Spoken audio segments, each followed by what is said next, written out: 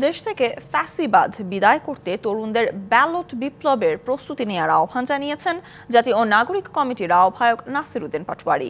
বিকেলে কেন্দ্রীয় শহীদ মিনারে ছাত্র জনতার অভ্যুত্থানের ১০০ দিনে নাগরিক সমাবেশের আয়োজিত অনুষ্ঠানে এ কথা বলেন তিনি। জুলাই গণহত্যায় দায়ী আওয়ামী লীগের বিচার এবং শহীদ পরিবার ও আহতদের পুনর্বাসনের দাবিতে এ সমাবেশের আয়োজন করা হয়। সমাবেশে ফ্যাসিবাদের দোসরদের অপতৎপরতা ও নিপীড়ন বন্ধে পাড়া মহল্লায় তরুণদের প্রতিরোধ গড়ে তোলার আহ্বানও জানান তিনি।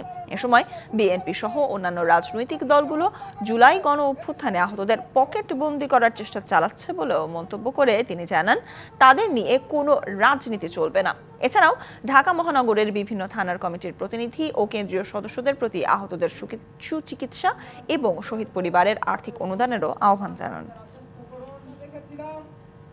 নগদের সর্বোচ্চ বার ১৬৭ টাকা রিচার্জে পাবেন ১ লাখ টাকা পুরস্কার। আরও আছে প্রতি সপ্তাহে পুরস্কার ও ক্যাশব্যাক।